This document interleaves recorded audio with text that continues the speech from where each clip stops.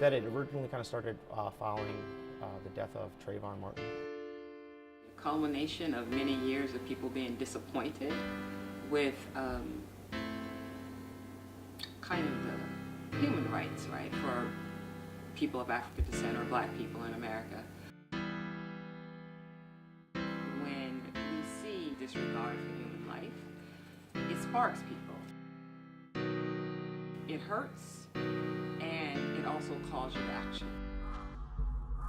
There was a kind of dehumanization of black people. Systematic racism. The excessive use of force. Her daughter had just been shot. It's a very, very, very scary place. They're all fighting for people to be treated as human beings. I remember the tears coming down her face. Trayvon Martin. Trayvon Martin. Human beings. Shot. And then there were a group of women who kind of got together really just to kind of discuss this. They've seen there were many trends over the last few decades of people being killed unarmed. Garza, Tometi, and Colors really said, okay, let's do something about this. I think it was Alicia Garza who wrote the letter, and she used the phrase Black Lives Matter. A queer woman who began the organization towards mobilizing around Black Lives Mattering, because we begin to see in a lot of political social discourses, and mainly within criminal justice, that justice wasn't being garnished for Black lives in particular. I think the best and worst part of the movement is the name. So when we hear the term, the first thing you want to do is say, well, shouldn't all lives matter? And that isn't even necessarily what the movement is about. It's not to say that all lives don't matter, but it's to say that my life matters.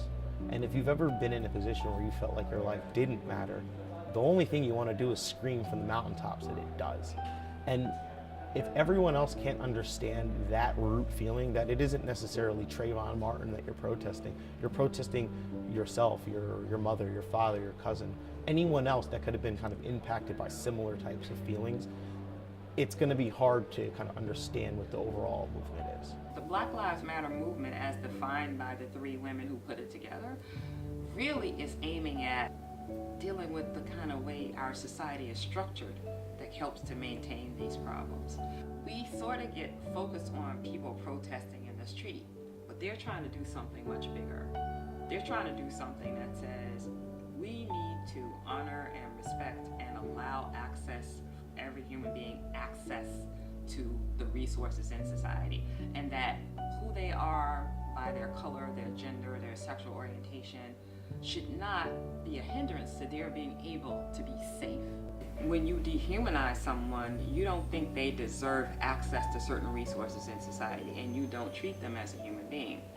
It can be something as blatant as shooting an unarmed person, or as subtle as suggesting that somebody shouldn't have the right to a seat. I remember white and colored restrooms.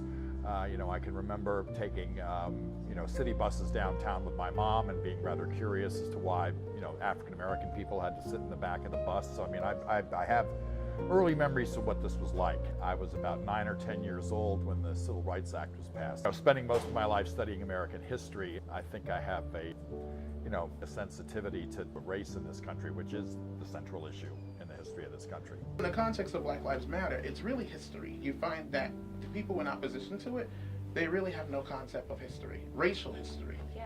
We almost get desensitized.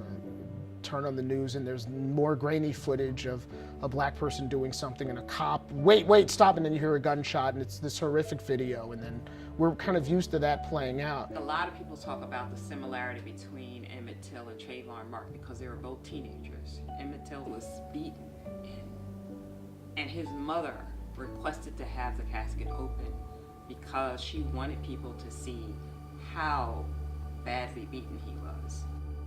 But I think the way he was treated is related to a longer history, which Ida B. Wells fought when she fought lynching.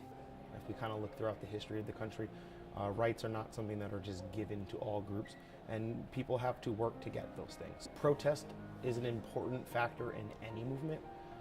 In many cases, issues come that are negative sometimes, but nothing positive has been done without a struggle. And like in the words of Martin Luther King, like a riot is the language of the oppressed.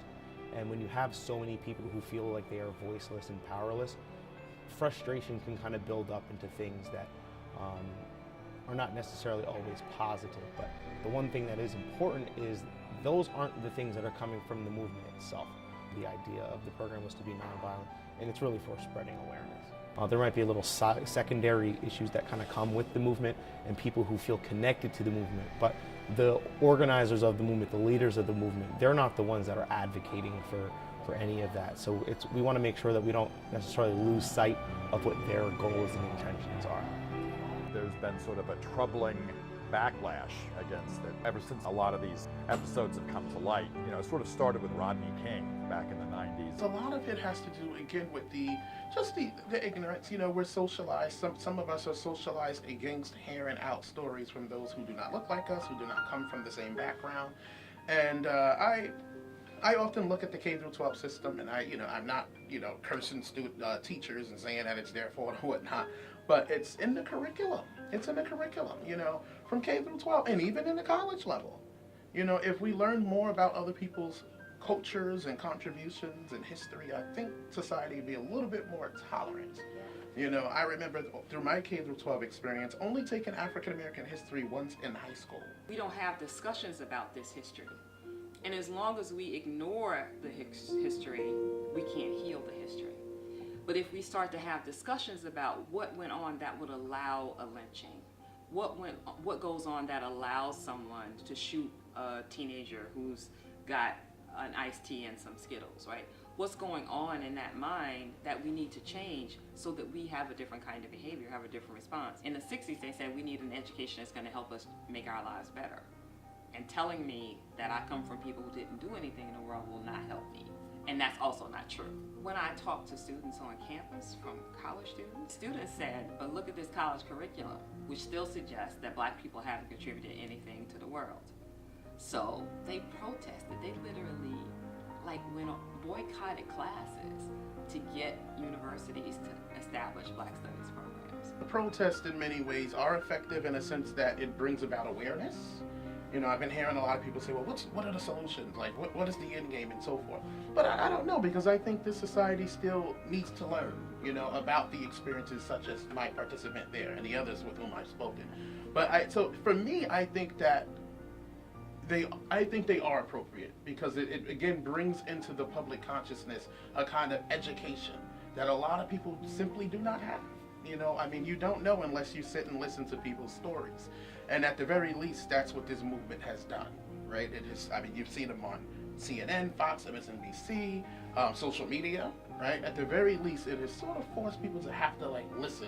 In the aftermath, actually, of the Mike Brown incident in St. Louis and Ferguson, which is a suburb of St. Louis, I actually went. So, I had gone down there to conduct ethnographic research. So I interviewed community members, black community members, about their perceptions and experiences with policing. There was one woman that I spoke with, and she had about 6 kids, and she explained how her reasoning for coming out was because of her husband, whose father was actually killed by the police. I remember her in particular because she spoke about the day in which police officers came to her house and they were investigating for something.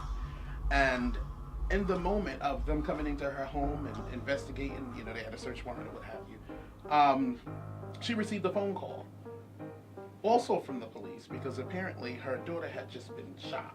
Because it's one thing to sort of know about this stuff from a sort of book smart perspective, right? But it's another to actually go out on the ground and in the field and actually speak to people. Need a bit of love, need a little trust, need some love, lot of love right now. There's been pain from the start, lot of pain in my heart, need a change but I don't know how. I need a bit of love, need a little trust, need some love, lot of love right now. There's been pain from the start, lot of pain in my heart, need a change but I don't know how. R.I.P. to Nathan. Sadly, he was taken by an officer who got the word that something had been taken by a darker male, the only way that they depict him. Came up to Nate to accusate cause he fit a description. No, sir, I got my receipt right here. Reached in his pocket, that's a gun. Cops at 6 shots flare. Down goes Nate, wrong place at the wrong time. Whole thing on tape, but the cop never did time. R.I.P. Officer Mason, it's so sad that he was taken. His family